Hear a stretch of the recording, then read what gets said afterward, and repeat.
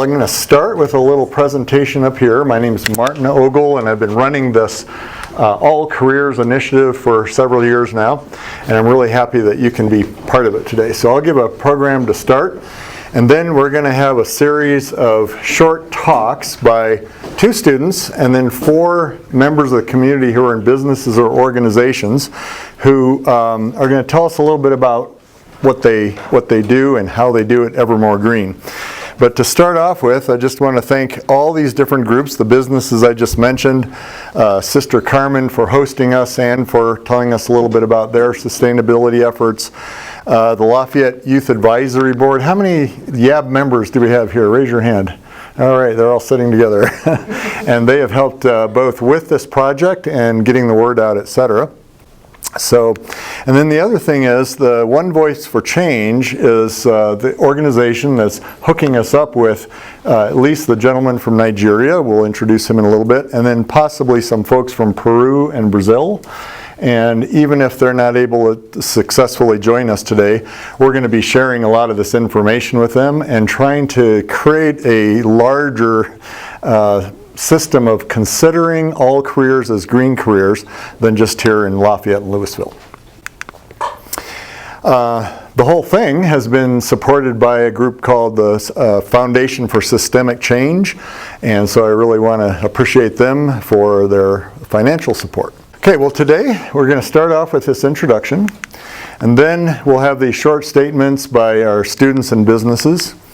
We'll have a panel discussion, so after they're done, we'll bring them up here to the front, and I will start things off with a question or two to get people talking, but then I'd encourage the students to ask the business reps questions, and then vice versa too.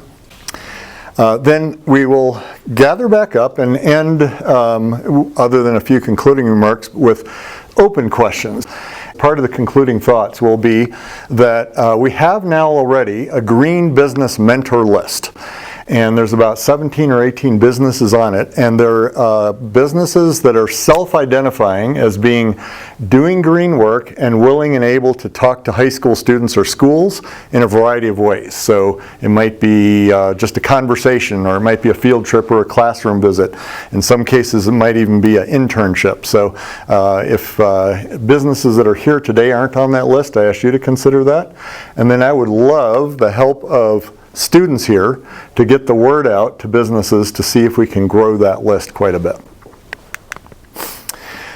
All right, the central idea behind this, and again, because I worked with not all but many of the students here, you already know this, but let's put everyone on the same page, is to empower students, and by the way, not just students, all of us, but at the high school level is where you're starting to think about your careers. So this is why we really want to put this thought in your head right now, to connect environmental concepts to all careers and help create a better world, help create environmental sustainability.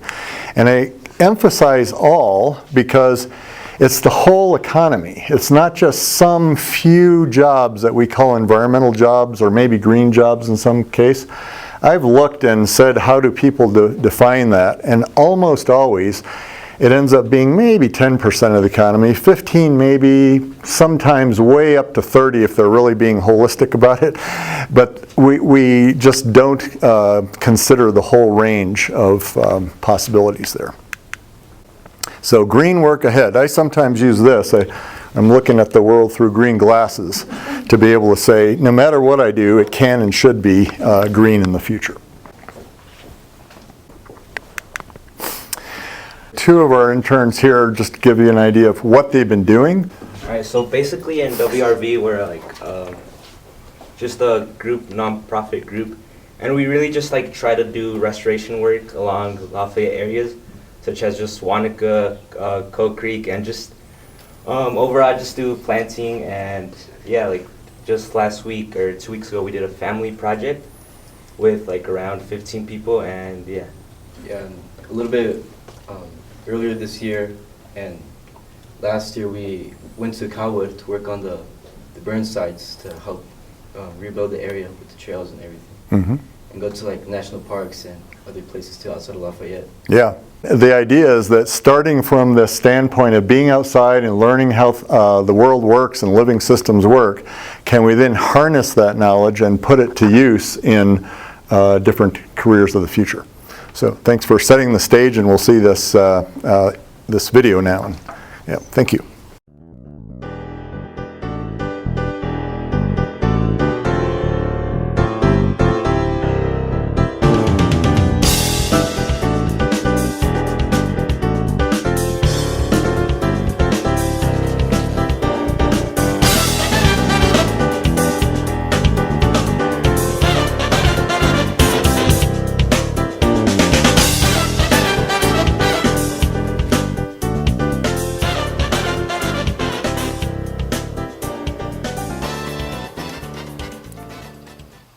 The All Careers approach emphasizes the importance of understanding living systems, life, nature, and how people fit in.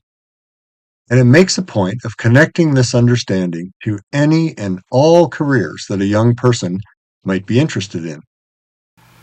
Hi, my name is Martin Ogle. In the late winter of 2025, I worked with interns from the Wildlands Restoration Volunteers and with members of the Louisville Youth Advisory Board on an all-careers project. This included a session in a Lafayette open space and also a field trip to visit 2 local businesses. As we all do when we spend time outdoors, interns learned and absorbed a bit about how nature works as part of their work in habitat creation and restoration projects. But they also took a closer look. For instance, students studied these symbols of how nature works and then explored how they're revealed in the lands they're working on. Cycles, energy flows, principles of heat, natural selection, symbiosis, and more. Students then looked at all careers case studies, businesses in a wide range of careers and fields that are doing their work in increasingly sustainable ways by applying environmental principles and concern. There are some pretty amazing examples out there, and many of these are in our own communities. We're definitely not just talking about environmental careers or green careers alone. We're talking about, well, all careers.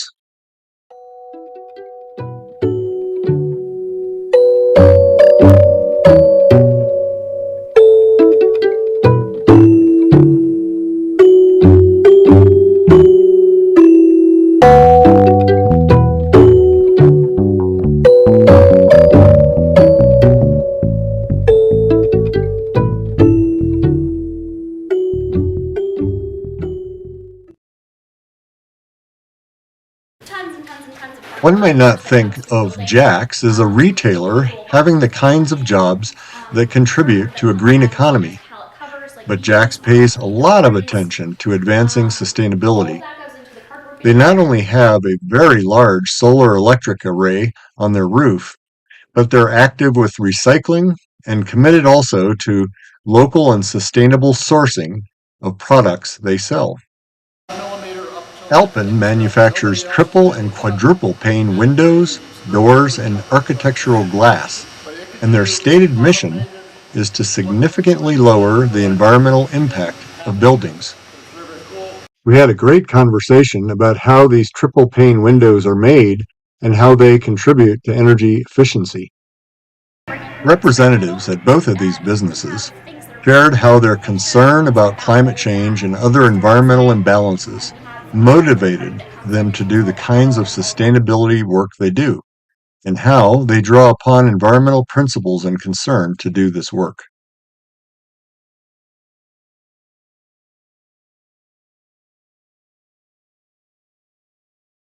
Way back in the 1990s, Interface Carpet Company developed the most sustainable carpet in the business, pioneering carpet squares and non-toxic recyclable carpet fiber.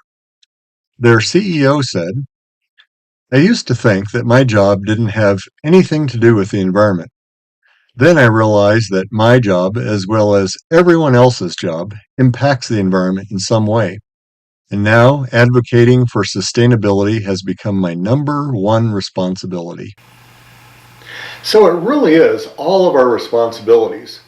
And there's great opportunity in this to not only advocate for sustainability, but to be a part of creating it through no matter what job or career that we're interested in and have aptitude for. So help bring this all careers approach to your family, to your school, to local businesses and organizations. See the URL that will immediately follow, and thanks for being a part of making the world a better place.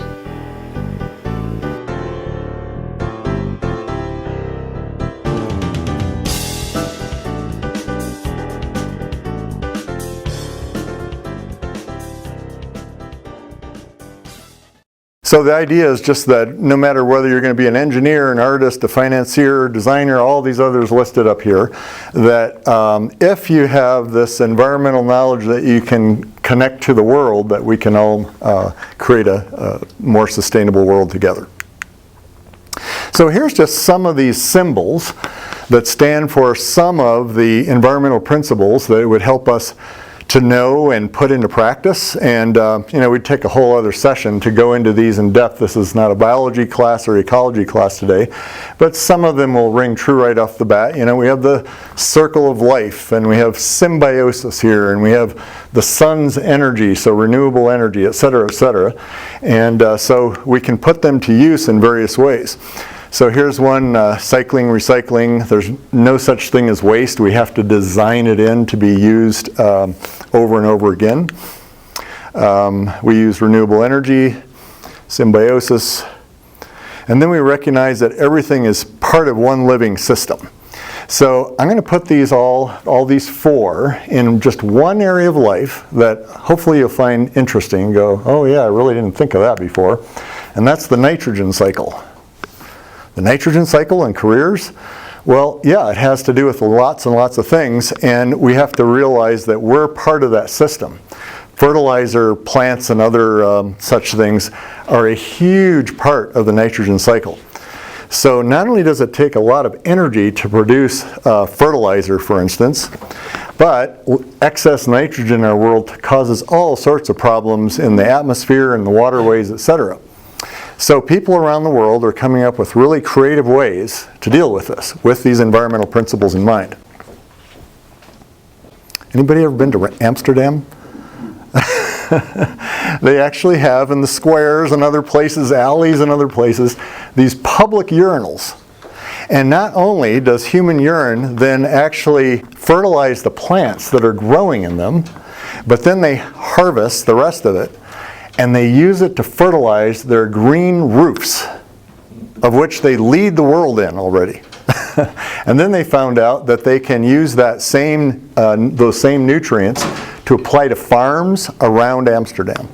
So they're saying we're not going to let that nitrogen escape into the waterways before it's used again and again. And then also we can lessen our dependency on fossil fuel-based fertilizers.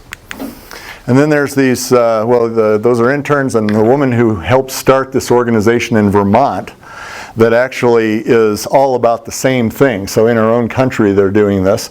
And there's just dozens of different kinds of jobs incorporated with this effort, because they have to do everything from safety regulation to farming to legislation in the Vermont legislature, etc. And then this one is a startup not too long ago, and I understand it's now a multi-million-dollar company. And so the idea is that in aggregate we can find ways to fertilize our food in better, different, more sustainable ways. And then the last one I'll use is just we need green economists. People that can come up with other ways of envisioning how an economy works, because it's based on human systems as being part of living systems rather than separate from. Anybody here interested in being an economist in the future? Possibly?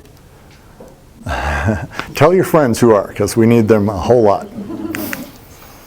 All right, so again, this short statements, and so to start off, We're going to have Soren come up, and Soren's with the Louisville Youth Advisory Board and has been really into this all careers idea.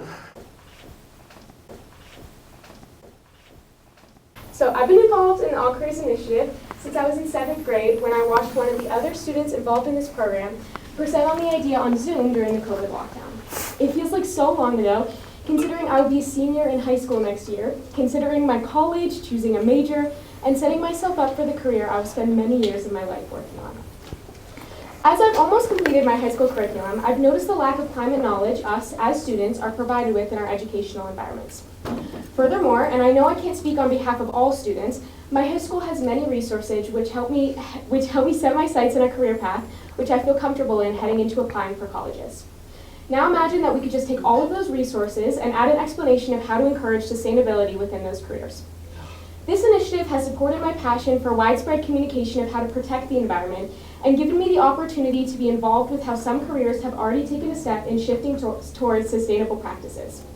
I've had the experience of meeting business owners in their facilities and warehouses, getting hands-on experiences with companies already putting in the work to shift into sustainable practices throughout their materials, construction, and taking advantage of their local resources, and the beautiful climate we get to experience every day living in Colorado. Some of these businesses I speak about are ones here today, representing their own voice, and others I am so grateful are here so I can further immerse myself in the positive impacts these places are making on our community. The All Careers program encourages a more realistic way in combating the effects of global warming, to take careers that wouldn't directly be related to environmental focused work and utilize career practices that not only benefit the environment but push for sustainable growth of our economy as a whole. Some people consider the destruction of our climate as easy to turn around and solve as the simple process of recycling, adding a compost bin to your household, biking to get to work or school, or even investing in an electric car. Although these are wonderful ways to bring recognition to greenhouse gas emissions and make an impact on the local scale, if we want to globally reverse the effects of climate change, we have to adjust the practice of businesses. Let us make it easy to help the environment unconsciously by investing in some of the sustainable practices these companies have implemented, or simply research how other small businesses around the world are making their own impact. Our world is not only living in a time of intense climate struggle, but also an ever-changing development in which sustainability has become a much more relevant topic in our daily lives. Therefore, both present and future generations have to be educated on how to incorporate healthier practices into their career paths.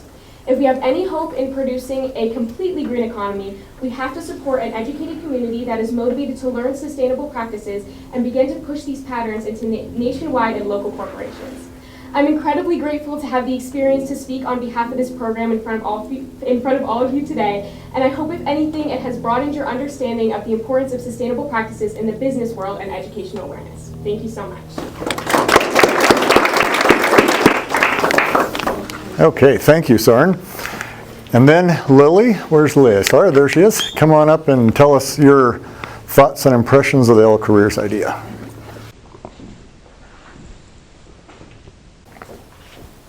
Hi everyone, thank you so much for being here today. My name is Lily Timberlake and I'm a sophomore at Monarch High School and a member of the Louisville Youth Advisory Board. We have been collaborating with Martin Vogel on his All Careers project, and through this I've had the opportunity to learn more about Martin's approach to the environment in respect to careers. Before working with Martin, I had a very limited view on what it meant to be green. I thought that to be environmentally friendly in terms of careers, you had to be an environmental scientist or an ecologist. I figured that if these careers didn't interest me, creating a greener world professionally wasn't possible for me. Martin's All Careers has completely changed my view on this. Through our multiple sessions, from our nature walk and examining the beauty and functions of ecosystems, to our field trips to Jack's Outdoor and Alpine Windows, my eyes have been opened to a life-changing realization. Environmental responsibility isn't limited to a specific job title, and careers don't need to be labeled as green and not green. All careers can be green, even if on different levels. Visiting Alpine Windows truly blew me away. Not only did I get to visit the factory where the windows of the Empire State Building were made in, but it was so intriguing to see the different ways this window company used to stay green. Window performance, quality, and durability were all considered in the production of these windows. As we took a tour of the factory, it really began to set in for me that all careers can be green. Before attending this session, I had doubted how much a window company could do to stay green. I was shocked at all the factors that can contribute to a green business. Personally, a field I'm interested in is neuroscience. Prior to working with Martin, I didn't see an obvious connection to the environment.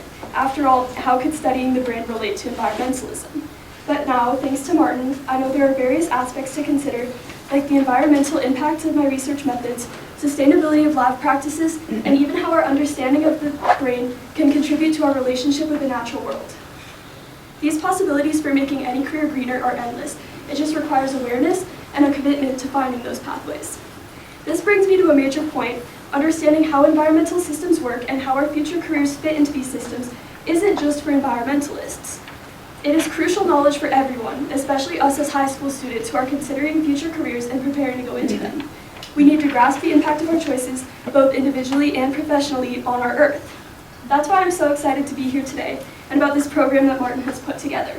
All Careers isn't just a concept, it's a wake-up call to act now. It's about empowering us, the next generation, to see that everyone has a role to play in contributing to a greener Earth, and it isn't just reserved for typical green careers. All careers can be green careers. Martin's work has opened my eyes to this understanding, and I hope it sparks the same realization in all of you. Thank you.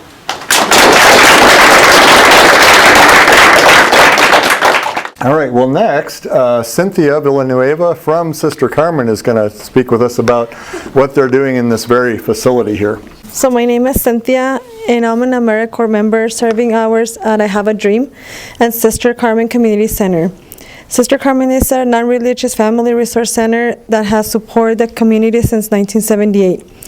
Last year, we served over 8,000 people. Our sustainability efforts include a thrift store and a food bank. We recycle and send food compost to local farmers for animals feeding.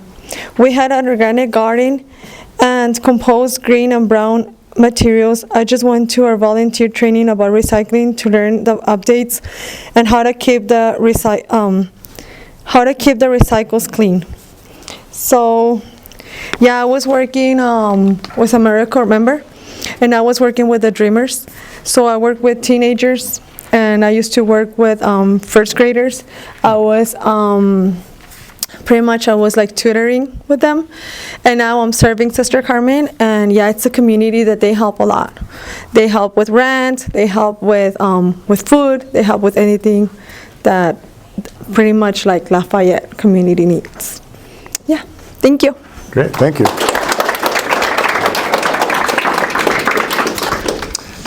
And yeah, I've been involved with Sister Carmen in different ways over the years, and I know that they do a great job of really considering their own operations. Okay, next we have Julie Dunn, although Julie's not able to join us today. And here's a perfect example. She's the manager of Jack's, and they're 2 people short today because of sickness, so she can't join us.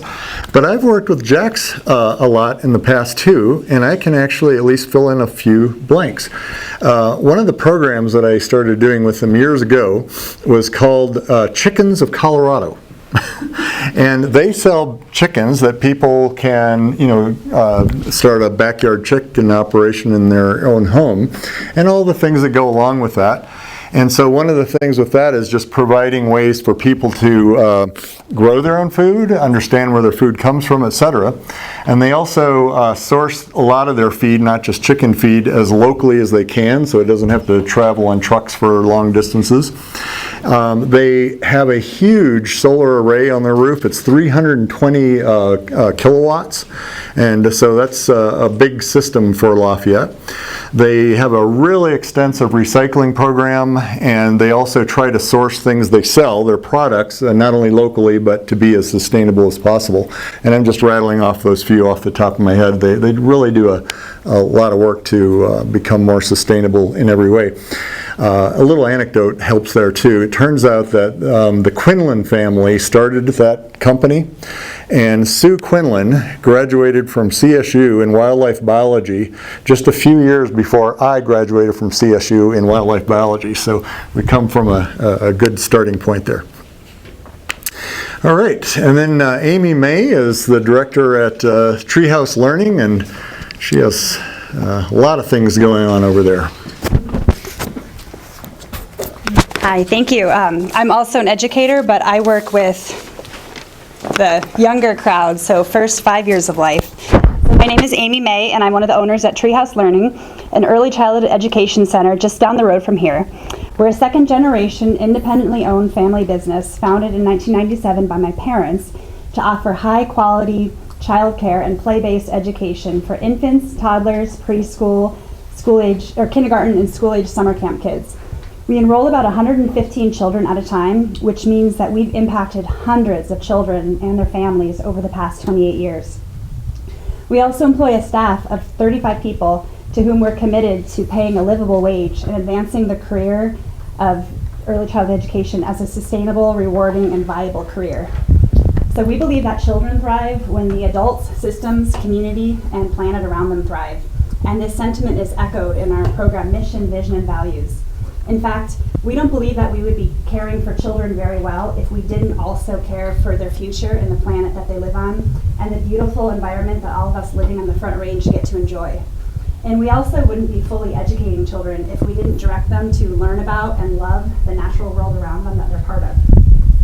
There's an African proverb that says, "What you help a child to love can be more important than what you help a child to learn."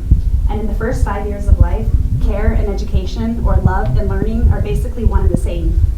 Giving children the opportunity to have a relationship with the living world, or the chance to grow up caring about the well-being of others, and the natural beauty of our environment is something worth caring about, means that children inspire their parents, their families, and their communities to consider the future on their behalf. So, at our school, we have integrated ecological stewardship and environmental literacy directly into our daily curriculum and interactions with children. And this approach is inspired and articulated through our involvement with All Careers and working with Martin. So I'm making a distinction between the sustainability-focused aspects of our business operation and our facilities, and our incorporation of sustainability into the very fabric of who we are as a business. So even last year, we adopted a vision of sustainability to reflect both these concepts. So the nature of our business grants us a really wide sphere of influence, and we've leveraged this through both our child-facing curriculum as well as our business operations. We're a gold level member of the Colorado Green Business Network, and last year we were awarded the 24K Gold Challenge Award, being at the Denver Zoo, for the state's highest award in sustainability. So we started our green business recognition formally through projects like a 54 kilowatt hour solar roof array. And then a few years ago, a parent facilitated a donation of several flats of low water native pollinator plants from Resource Central's Garden in a Box program. So we embarked on a water reduction project, and we tore out our front lawn, and then we had our first class of summer camp kids actually do the planting and spread the mulch. And then that fall, we also had a community tree planting party where we planted 13 new trees around our property with volunteers and support from Play Boulder's Tree Trust program, and we added more pollinator gardens. We also planted a Three Sisters garden of corn, beans, and pumpkins with corn from Harvest of All First Nations, a local indigenous organization. And as a really special garden-to-table lunch, we even transformed these pumpkins into a delicious pumpkin bisque soup. So we collaborate with community partners like Growing Gardens, EcoCycle, and Lafayette Open Space for on-site field trips on topics like worms and decomposers, the life cycles of a seed, and local wildlife. And kids don't just learn about the environment, we also celebrate it through art and music. We have a saying, art changes hearts. So we sing songs about pollinators and make art from nature and inspired by nature, and even fancy trash art from repurposed, upcycled, or recycled materials.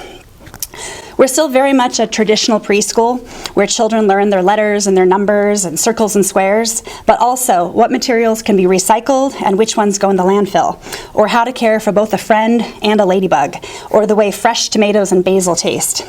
The children all grow, tend, and help harvest food from their classroom gardens, which they proudly take to Miss Mary in the kitchen to incorporate into fresh-made lunches.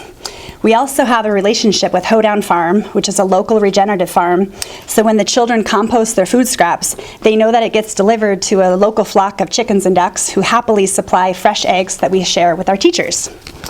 So kilowatt hours and metric tons of CO2, or diverting 4,000 pounds of compostable food to the landfill, are really important green business metrics, but that's not what our customers are focused on, or where we have our biggest impact as a sustainable business. So we pay attention when the children tell us how they planted a tree at home, or a garden, or a fresh container of herbs at home, because we remember just how much small actions can have really big impacts.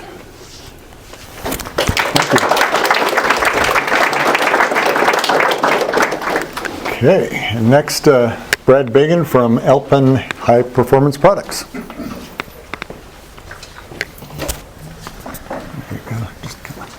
Thank you for the work you do. That's special. My name is Brad Began. I'm the chairman of a local Louisville-based company called Alpine High Performance Products. I'll tell you what we do, just by a show of hands. Who was born in here after June of 2007? Who was born before that? Okay, great. What happened in June of 2007? There was, who's heard of Steve Jobs, Apple, anybody? Okay. Steve Jobs was in a meeting with a company called Corning about something else. And they started talking about thin glass. Steve Jobs pulled out of his, just like this, out of his pocket, the very first generation of the iPhone that was introduced later that year. And he had it built, he was carrying it around in his pocket. And the thing that bugged him the most about that iPhone was the fact that they had a polycarbonate or plastic cover on it. And he kept scratching it nonstop with his keys. This is a true story. Corning had invented this very, very hard, thin glass cover. And Steve Jobs was in the meeting with Corning about something unrelated. And he said, "This is bugging me. I've got this polycarbonate glass cover on my iPhone. You guys make this thin glass. Do you think it would work with my iPhone?" And Corning said, "Of course it would." They said, "We've got 3 months. Do you think you can figure out how to get your glass into my iPhone in 3 months? And I'll introduce your glass in my iPhone." And in fact, they did. It's a true story. From the iPhone 1, of which I have one in my museum, thin glass became, for the first time, used in an iPhone. It then became used in smartphones and iPads and nanos and all these other things, etc. Shortly after that, this flat screen TV became popular. Those of you that were born before mid-2007 may not even remember flat screen TVs. If you're of my generation, they were big, bulky things. But as flat screen TVs took over the entire TV world, screens got bigger and bigger and bigger and bigger, and more people began producing very thin glass. What we at Alpine do is we make high-performance windows. High-performance windows meaning triple pane or quad pane, typically. We've been in business for 43 years. I got involved with the company 16 years ago, and we began getting into windows. About 5 years ago, we had somebody really smart with the federal government say, "Have you guys thought of using thin glass in the middle layers of your windows?" And we said, "No, we haven't," but it was a very smart guy, and we said, "If you think we should, we will." We began working with it, and now we're in the midst of a massive capital expansion to add high-speed automated IG lines or insulated glass unit manufacturing lines to make thin glass triples and quads using thin glass, same thing as in an iPhone or a flat screen TV, as a center layer of windows. That's what we do. We are exclusively in the high performance space. We are crazy nuts about sustainability and energy efficiency because windows are the biggest problem in the built environment.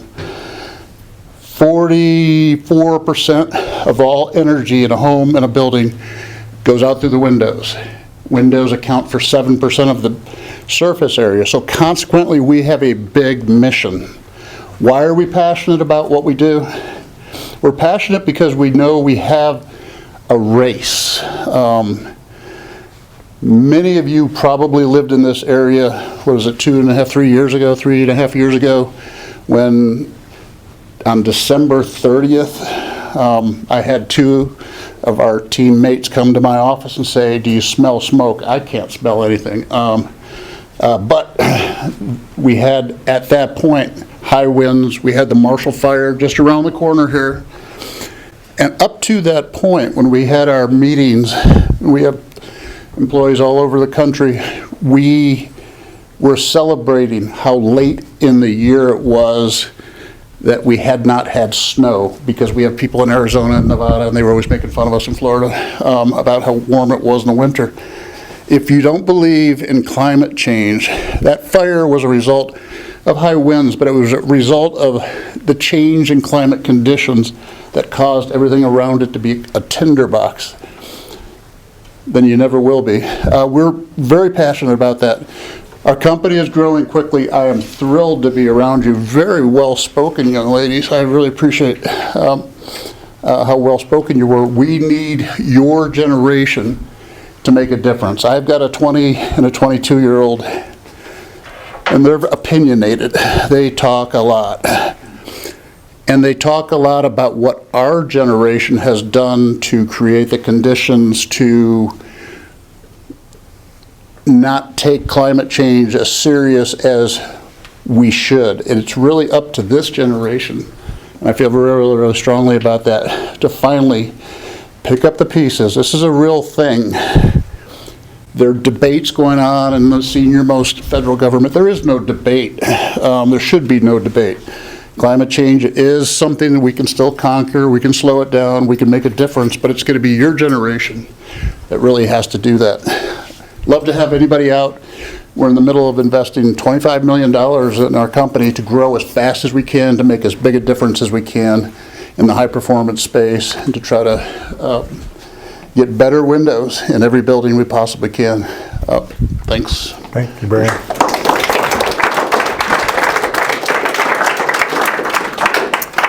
Okay, and then Jackie Hobbins. Jackie, I saw that. There's Jackie from the World of Wonder Museum. Who went to the World of Wonder Museum when you were little? Wow. Quite a few, right? My name's Jackie Hobbins. I'm the Exhibits and Facilities Manager at the Wow Children's Museum. So sorry about that.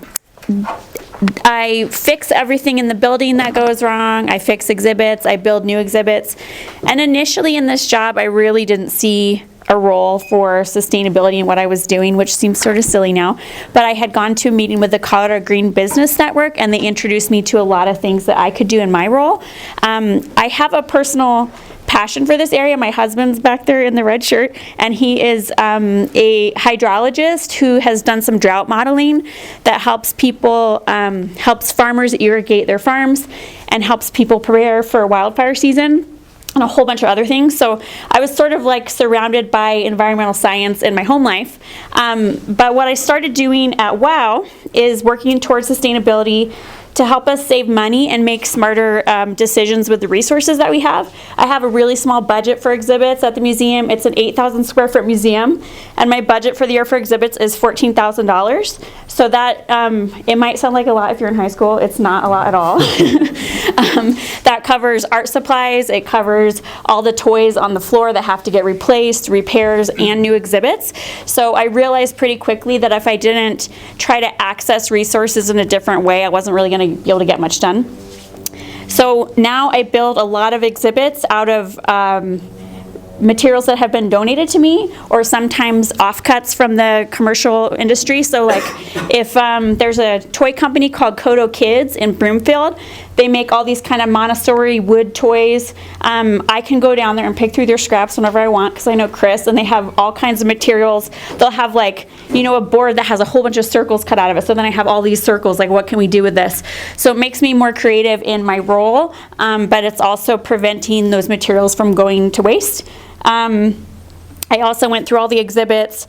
We have everything on a timer now, so it only is turned on when the museum is open. We had a few things that didn't have those on it yet. We found these gaps around our the windows in our building. So it's an old fire station. We had these huge windows that used to be where the fire trucks came in. We've been in the building for 20 years and just realized there's these like up to 1-inch gaps around all the windows. So I like sprayed foam insulation in those, got them all plugged up, and the building has been losing a lot less heat. I also have some windows that might need replacing, so I should come talk to you. We replaced all of our fluorescent lighting with LED lights. The bulbs last way longer than fluorescent lights, so you're diverting those bulbs from going to the trash. I don't have to get up on a ladder to change them as often, and they use less electricity. We also have all the staff computers now on timed power strips that turn off at night and prevent sort of phantom power loss. So if you have stuff plugged in, even if it's not turned on, you still can lose energy out of those outlets. Those specialized power strips can help with that. Our bubble exhibit, who's used our bubble exhibit? Makes like a big bubble around you. So we switched that over. We contacted Boulder Clean, which is a B Corp that uses sustainable practices when they produce soap. They gave us a hot deal on the soap, so now we have cheaper soap that is better for kids to be around in our bubble exhibit and has reduced costs for us. We also worked on waste reduction. We worked with PACE, which is called Partners for a Clean Environment. They help businesses make sustainable decisions, or sustainable changes. Sorry, I'm losing all my words up here.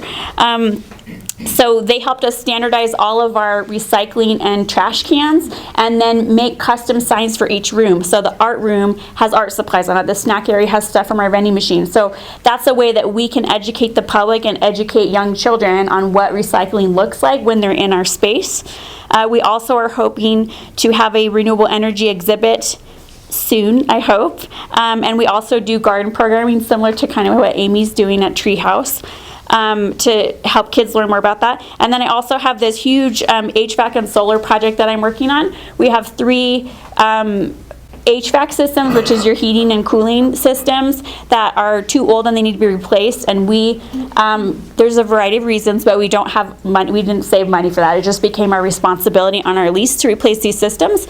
So we're looking at replacing them with heat pump energy, which is a more renewable or a more energy efficient way to get the heating and cooling to the building, and then putting solar on a rooftop to reduce our energy costs and also take the burden off of coal power plants. So that's what we're doing at WOW. And I think what I've, overall, I've just realized that there really is a role for every choice that we have in any role that you have, or even in your home life. And I think it's more changing the way you think about it, like thinking about what does the earth need from me, which sounds really corny, but we make choices every day, you know, like take your coffee cup to the coffee shop instead of having all these one-use containers that we use for 5 seconds and then we throw them away. And it's the same in the business that you're in. So we also found that the paper we were using in our art room, the color is too saturated to be recycled, so just buying different paper makes it recyclable. So there's all kinds of opportunities. You just have to sort of keep your eyes open and stay a little bit educated with this sustainability stuff. So great, thank you.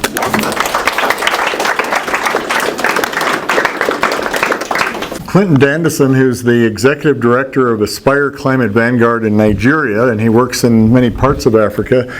Hi everyone, Clinton here, joining from Nigeria. At Aspire Climate Vanguard, we work to help young people lead climate action across Africa. We focus on climate justice, storytelling, and giving young people real tools to build a greener future. In Nigeria, climate change is not a future problem, it's happening right now. We face things like extreme heat waves, floods, and poor electricity to adapt to the extreme weather conditions.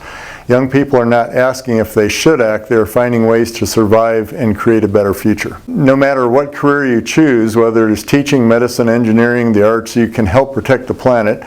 We need everyone, not just scientists or activists, to make the future greener and fairer. Arts also play a huge role by telling powerful stories and making climate issues more relatable and creating a real sense of urgency. Let me go ahead and tell you just a bit about how I got involved with Clinton. We were on a Zoom call through another effort, another organization, and I found out what they were doing, and they're mobilizing students, especially in Nigeria but elsewhere, to start thinking in very much the same way as what we're talking about here. So one of the big things that they have to confront there is pollution and inequalities and so forth with the fossil fuel industry, but they realize that that's not the only thing they have to address, and so here's what Clinton had to say. Aspire Climate Vanguard is a Pan-African youth-led climate movement working at the intersection of climate, action, media, and civic engagement. We're based in Nigeria, but our programs reach young people across the continent. Our work focuses on equipping African youth, especially students and early career change makers, with the skills, networks, platforms they need to become climate advocates, digital storytellers, solution builders. From city-based climate climate weeks to campus campaigns and regional fellowships, our programs spotlight underrepresented climate voices and help young Africans drive local climate solutions. One approach was inspired by a deep urgency. African youth are at the front line of climate impacts, but often left at the margins of climate conversations. At Aspire Climate Vanguard, we believe that sustainability is not a trend, it's a survival strategy for our generation. Climate change is no longer a distant threat, especially in Africa, where rising temperatures, floods, and food insecurity are already affecting millions.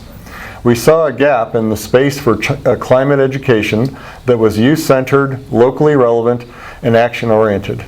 That's why our messaging, campaigns, and programs are grounded in sustainability as both a necessity and a tool for justice. We run a state-to-state roadshow in Nigerian federal colleges, helping students understand climate change through storytelling, civic education, and green skills development.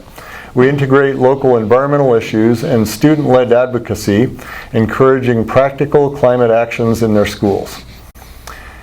This new, the new 3-month initiative is the African Climate Creatives Fellowship. This new 3-month initiative trains mid-level climate activists in digital media, helping them launch campaigns that raise awareness and demand action on pressing climate issues, from clean energy access to plastic pollution, through video, design, and writing. So we completely agree with the all-careers approach. It is not only helpful but essential. Sustainability should not be boxed into science and policy careers alone. Artists, engineers, lawyers, marketers, teachers, farmers all need climate literacy to thrive and contribute meaningfully in the world ahead. That's why our programs bridge climate knowledge with diverse climate paths. Our fellows learn media production, our student ambassadors engage with environmental law and civic responsibility, and our campaigns show how everyday skills can advance sustainability goals. Climate change is everyone's business, and that's how we can train the next generation to see it. Okay, so if the folks who have spoken can come on up here, and we'll make a row of chairs, and we're just going to have a little bit of conversation between you all. Okay, well, I'm going to start just by kind of seeding the conversation by asking our students, between this session today and others that you've been at, what was maybe one of the biggest takeaways that you learned about how different kinds of businesses are incorporating sustainable practices? Soren, why don't you start off by saying what your impression is, and we'll turn to Lily. I don't know, I think the thing that I find most interesting about sorry, that's my bad. I think the thing I find most interesting about this approach is you see a lot of climate activism and passion from students right now, because climate change is so important to our generation. And you see those clubs at school, and I'm sure everyone that's in high school or middle school here today has a club at their school that supports like climate activism. But through these programs, I see how much the older generation as well is trying to encourage us to work toward what they've already started, which I think is really interesting and something I take away from like those the field trips that we go on, and places like Alpen Windows, which I visited, and Jack's and that sort of thing. I think that's what I take away, is they're setting that base for us, and us as students can kind of gain on that base and continue the all-careers approach as we get older. So yeah, that's my main thing. Great. I agree with Soren. I also think just being able to go on all our field trips, like we went to Jack's and Alpen and all those places, and I feel like being able to just experience it and not just hear about it, but actually be there and see like all the things that they're doing is really helpful. And it just made me realize that like all careers there's always a way to figure out some way to make it more green and to be better. Great, thank you. Okay, and then of the organization and business owners, I guess I'm curious to find out what you'd like to know from the students. In other words, how could your organizations and businesses best help them? Let's start with your answer to that. In other words, maybe some ideas for how you can help students learn all the things that we're talking about here today. You want to we'll just start on this side and go that way. You want to say, how can Sister Carmen help students find out more about creating sustainability in our world? Well, I think, like I said, Sister Carmen is a community that it helps a lot. Actually, Sister Carmen has shelters too for families. I think that Sister Carmen will give some hours for the dreamers too, to help the community. So do like a community service. And right now, what they're doing is like recycling. So we're trying like to do more like recycling things, so like the kids could understand more like why it's important to recycle. But like I said, Sister Carmen is a community that is being like for years already, that they help pretty much is more like with families, like even they help like once in a year that they can help like with rent, or even they give like vouchers for like the thrift store for families. So it's more like they associate more like with families pretty much, but they're giving hours too for the dreamers for community service and all that. Yeah. Great, thank you. So yeah, the children we work with are years, like at least a decade before they even get into high school. So something that we always think about is if we as a society are waiting, I mean, high school programs are really, really great, and I think that's really important. I don't want to discount that at all. But I also think that if we wait until high school, we're kind of missing a really important boat. And so my question is to you all, what would you like high schoolers to be receiving, back from when you were, 3, 4, 5 and singing nursery rhymes and, learning the kind of basic stuff? I mean, how can we prepare the generations of high school students to go in already having this climate literacy and just this mentality of thinking about not just their future career, but that even their just day-to-day interactions in their learning environment are connected to the outdoor, the larger environment that they're part of. So that's my question to you is, how can we do a better job preparing incoming high school students to do the work you're doing, and then to build momentum so that it's not just a small group, but it's kind of, it's everybody. As we pass it over to Brad, think about that question, and if after we get to the end, if you all have answers to that, what would you have liked to have seen in your earlier education?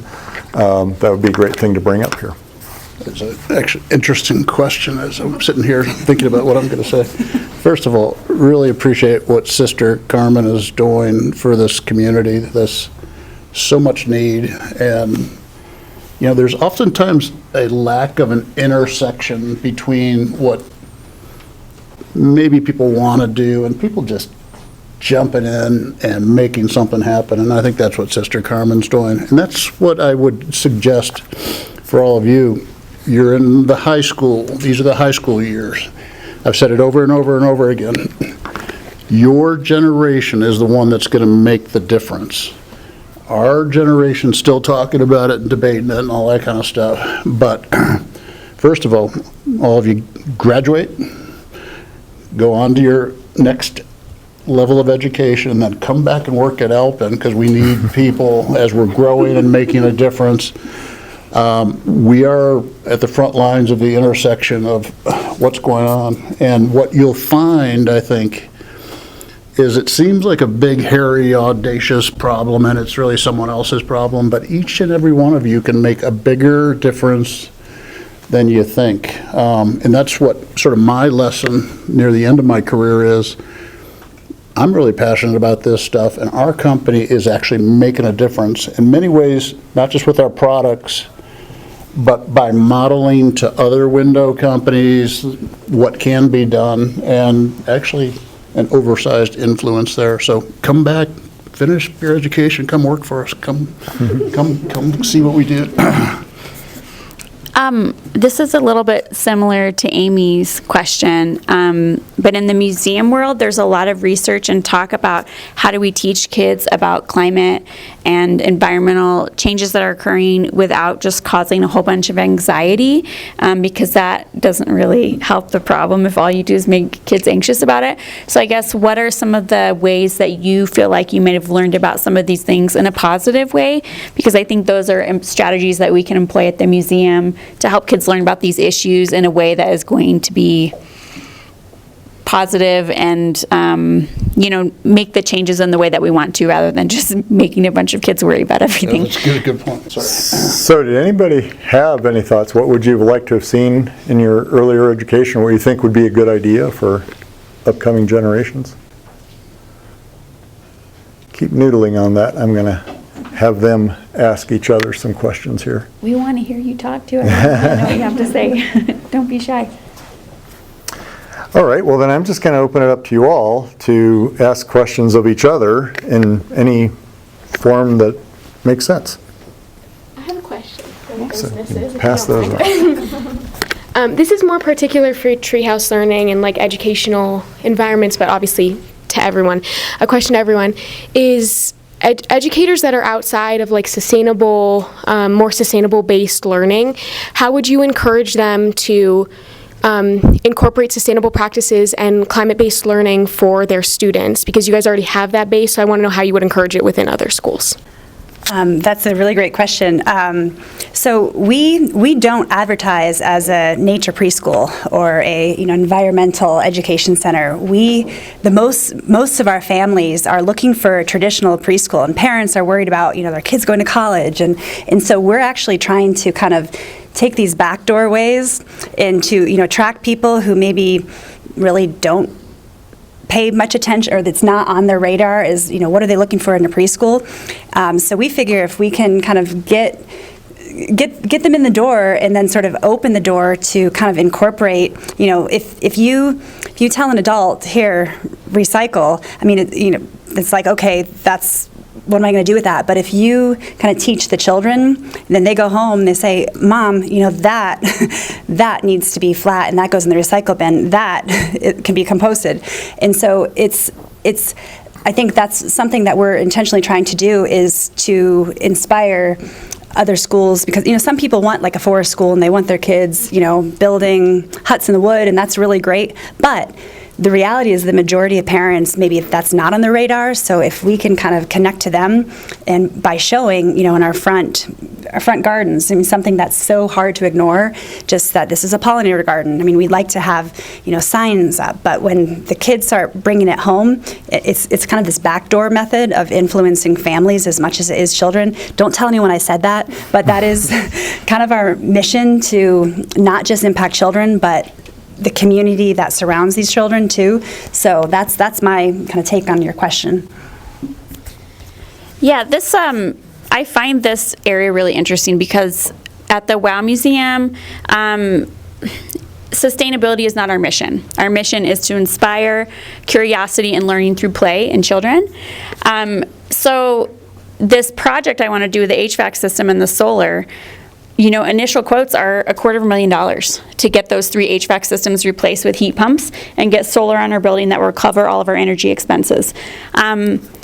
It's going to cost more than traditional systems, but there's also funding available. So I have to make a case to my board about how this can be a financially viable option for us, how it can save us money in the long run. And I think that's sort of how sustainability has to move. It cannot just be something that rich, bougie people do. And I think that's how I grew up, going to thrift stores and food banks. It made me a very resourceful person, and I think we are sort of all called right now to be those resourceful people. Somebody called me and they had a whole bunch of 4-by-8-foot plexiglass that they wanted to donate. So I'm going to build a floor piano, and it's going to be awesome, okay? But I'm doing it because somebody gave me $3,000 worth of plexiglass, and so I have this material to use.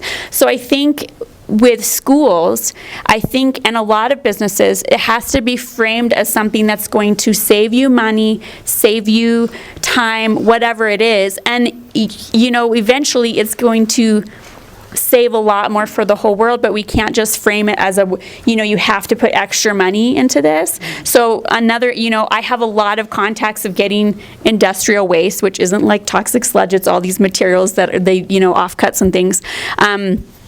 And now when I can't use it, I call up Jody Solom at Angevine Middle School in the engineering department, and I brought a truckload of stuff I cleaned out of my shop, and she is so excited. So I think there's a lot of places for this kind of stuff, but it just needs to be organized better.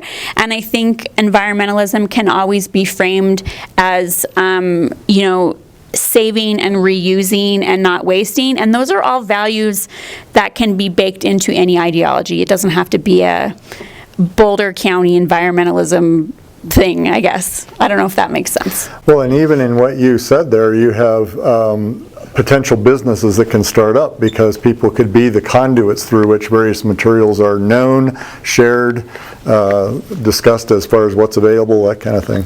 Absolutely. And businesses that give me their offcuts and materials, they're so excited they can get used because they don't want to throw those away either. And then they get to brag to their investors or whoever about how they're supplying materials to local schools. So they're kind of everybody wins situations, but it's more about having conversations with the right people. I want to reinforce something that Clinton has said and was read earlier by Martin. Does everybody understand what climate justice is and what that means, that term means? Because it's very real. And let me restate it this way. We talked about bougie Boulder and all that kind of stuff. I agree. The impact of climate change is more severely felt and impacted, ironically and unfortunately, by people that have the least input and the least ability to make that change. It's the people that live sometimes in poverty, or they live in less advantaged economic conditions that oftentimes are facing the front lines of climate change. So as you consider your careers and as you consider where you want to influence change, remember that. And remember that there's unlimited opportunities to help equalize that balance. It's a very, very real issue. We're very fortunate here in the Front Range in Boulder County, more fortunate than many people, etc. But as you make a difference, and each one of you can make a difference, remember it's not necessarily around the corner, but think about the people that are really sitting in their single pane window apartments in ice cold conditions, freezing to death, but have really no hope to access better windows. It's a really big challenge for society, and I think one that'll continue to go on, but I think it needs to be talked about, and I really appreciate what Clinton's doing. I have an answer to the question that was asked earlier. Like what you'd like to see in younger ages. Thank you. I feel like there's a disconnect with us from crazy environmental impacts, like maybe a field trip to a recycling plant or a landfill, to get the connection to see that it's real life instead of just hearing about it and just presentations, and I think that could help a lot. So field trips or other first-hand ways of experiencing what the impacts are, what the solutions are, all that? Is that kind of fair? Anything else on that?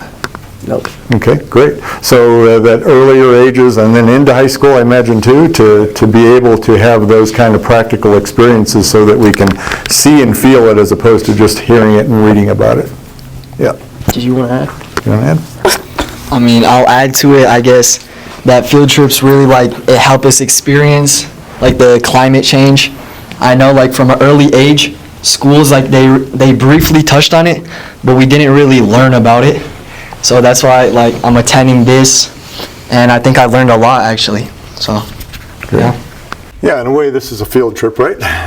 Come to a different location, met new people that you haven't met before, heard from people who are doing actual work, and the hope would be that you could raise your overall, not only knowledge, but your kind of level of interest and commitment and kind of can-do attitude. I'm going to finish with a quote here when we wrap up that kind of encapsulates that. Yeah.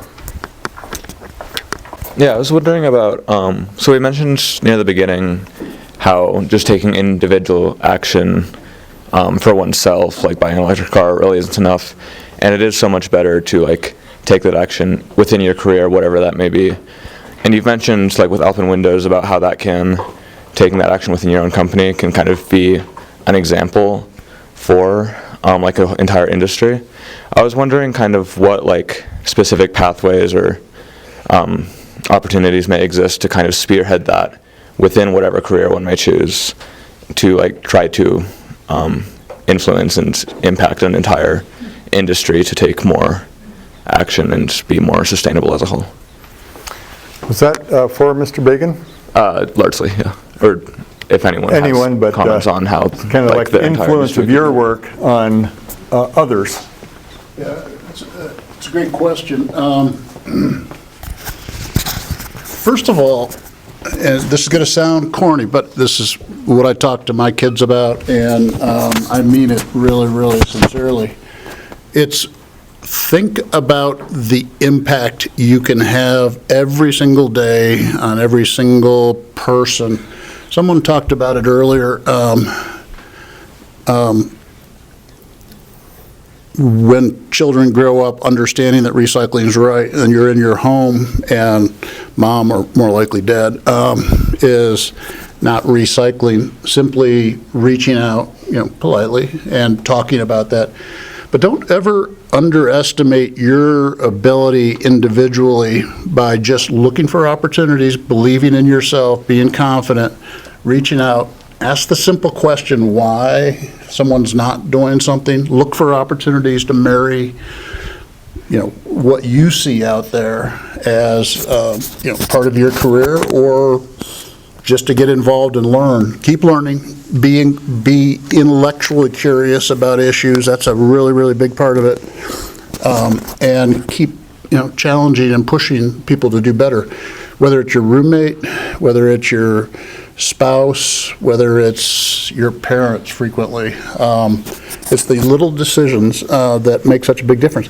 I'd love to know how you knew that paper carried more pigment and was not recyclable. Where do you learn that stuff? How do you find out that to influence your daily changes? I can tell you.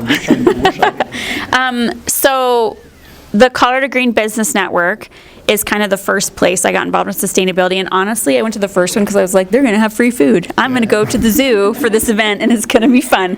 And I went around to all their tables and I asked everybody, like, what do you do? And then I slowly started getting ideas of how we can incorporate it.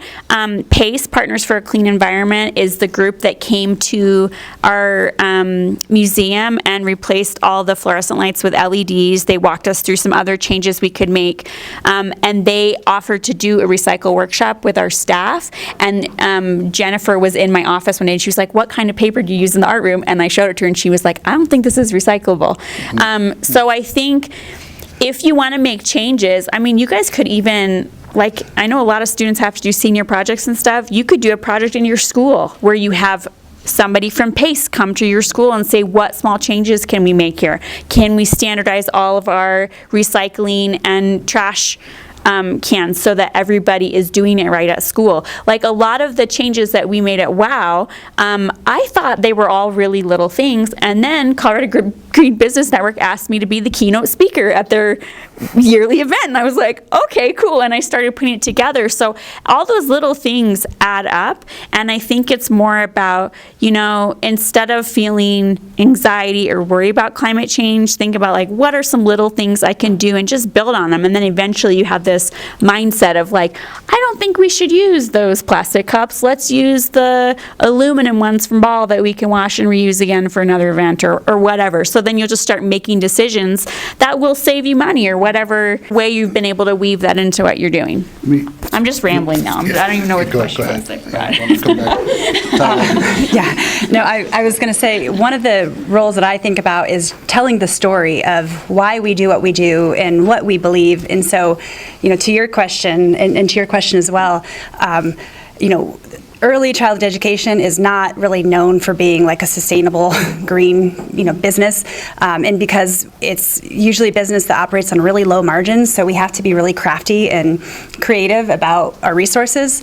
And so, so just telling our story and realizing that you can save money, you can make the connection to just seeing, a parent facilitated donating these plants, and so we did that, and it's kind of taking what you have and then just getting kind of created from there. And some other things that, that could be applied to any organization. We had a staff member say, hey, could we do like a spring clothing swap? And so all the staff, we set up a rack, and staff brought in clothes, and they had this really cool clothing swap. And then we're like, well, we also have an entire community of families, of babies who grow really fast and outgrow their clothes. So we had a clothing swap for families too. And then whatever wasn't part of the exchange, we were able to donate as well. And so that's something that wherever workplace you end up, you are what makes a workplace community a really healthy place. And so the ideas that you bring, you can bring them really wherever you are. Another example of that, we did a transportation survey and just kind of put together some simple questions. How do people get to Treehouse Learning? Do they take public transportation? Do they ride their bikes? Do they, what kind of vehicle do they ride or drive, if they drive? And then using that, we also worked through PACE, and they installed bike racks. And so, seeing kind of where the opportunities are and where the needs are. I mean, really to bring kind of environmental stewardship into whatever career you're in, but also whatever workplace you're in. There always needs to be someone who's like, hey, can we start a compost bin? Because it's hard as a workplace to kind of get something really off the ground and with a lot of momentum if there isn't a few people who are like, yeah, I'll sign up. So when people come forward and say, hey, I'd really like to, start this garden out back, then that gives any workplace that you join, as long as someone owns a project, it's a really great place to move forward with ideas.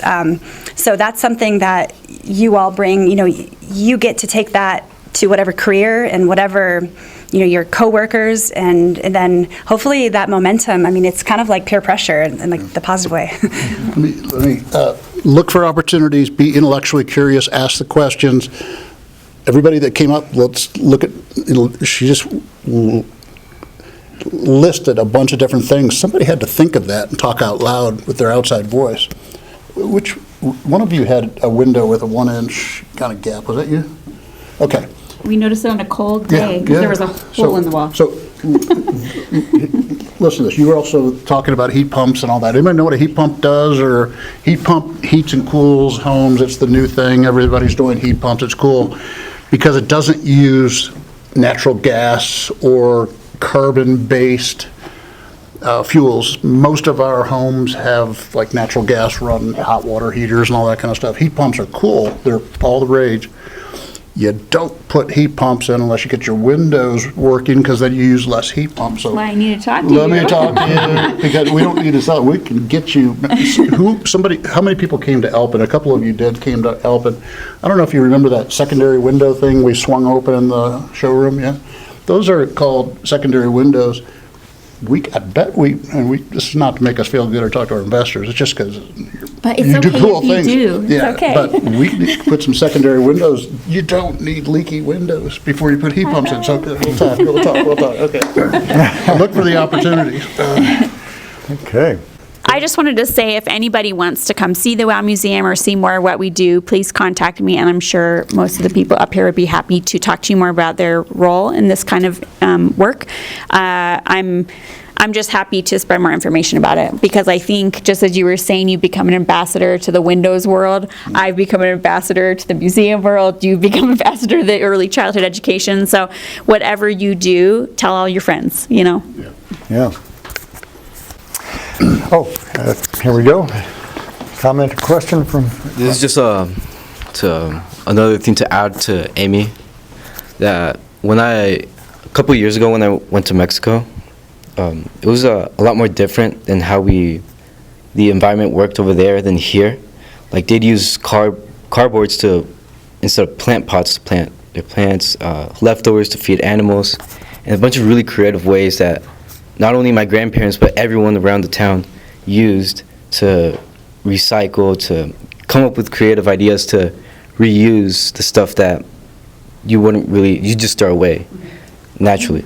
So it's like really interesting if you travel to a different part outside of even the country or the continent, and to see how other cultures and maybe even traditions used to recycle or to decompose the leftovers that they had, which is a really insightful way to come up with new ideas or projects or anything really. So yeah. Great, thank you. That sounds like a great research project. That. A good field trip, right? Does anyone else have any thoughts or comments? If you're here just in the audience, what have you thought of this wide variety of examples so far? Or does anyone that has spoken have something? Yeah, actually, Barbara Fahey is on the Louisville City Council, and she's joined us here today, so I'm really happy to see that. Thank the Louisville Youth Advisory Board for showing up and for everything you guys do for the city. I would like to encourage all of you to also become politically active. Right now, that's one of the most important things you can do, get the most results. But just showing up today, I thank you all for coming and for just being interested in how you can save our world. Thanks for saying that. This is an all-career statement that we're going to include along with the invitation to the green businesses, and we're going to ask people to sign off on it as well. And I won't read it here. It basically says the importance of the things that we've talked about here today. And the initial signers include Paul Jurdy. He's the former executive director of the Deming Center for Entrepreneurship at CU. Oak Thorne, I bet you some people know that name without even knowing him, because he started the Thorne Ecological Institute here 50 more years ago. Louise Chawla, who's a environmental design and environmental education now professor emerita at CU. And then Jeff Moline, he works with Water Resources, Boulder County, and then Mark Cederborg, who's actually out in California, but the Director of Policy and Advocacy for Ecological Workforce Initiative. So those are the initial people that are signing on to this, that says this needs to be a new and rising perspective that we all take, but especially those of you that are starting to think about your careers. This is the Green Business Mentor list. You'll all be receiving that. Please pass that on to businesses that you know that are doing good work and might want to self-identify as being on this list. These are just some of the ways I already mentioned that those folks will self-identify that they'd like to interact with, especially you all high school students. Okay, well, the last thought I have for you today is, I think it kind of compiles a lot of these things together. We mentioned creativity, we mentioned teamwork, we mentioned networking, and all sorts of other things that are going to be necessary to bring to the effort of all careers. And this gentleman here, his name is E.F. Schumacher, and he wrote that book, Small is Beautiful, Economics as If People Mattered. And it actually could be entitled Economics as If People and Planet Mattered, because he was thinking about this stuff decades ago. Well, it turns out that I owe a lot to this man, not only because of his ideas that I've read his book, but because his son-in-law delivered me. We lived in Korea. I was born and raised in Korea. And I was a breech birth. Came out backwards. And at that time, the only person in the whole country that knew how to deliver a breech birth safely was his son-in-law. So I could say that I literally owe my life to him. And in a not too stretched way, I think I could say that we owe our visions of the future to people like him and many, many others too. But for me, it's a kind of a personal connection. And there's a quote that he had that is from a film that I saw him in, that I'm going to put up on the screen here, and I'm going to read. I'm going to try to catch some of the inflection of his voice because it sent shivers down my spine when I heard it. He says, our first resource is always people. Good, solid, self-reliant people who don't live in fear of what might happen. And he was talking with people all around the world at the time about building local, resilient, sustainable, the word wasn't in use yet, but sustainable economies that would empower people in those regions. And he says the first thing is we need good, solid, self-reliant people that don't live in fear of what might happen. And that comes when we start to become empowered and when we start to realize that we can work with others and we're in a team and we're in a community and we therefore have the confidence to do things that otherwise we might have been a little reticent to get involved in. So that's one of my big inspiration points, and I thought I'd share it with you to end our program today. Thanks a lot.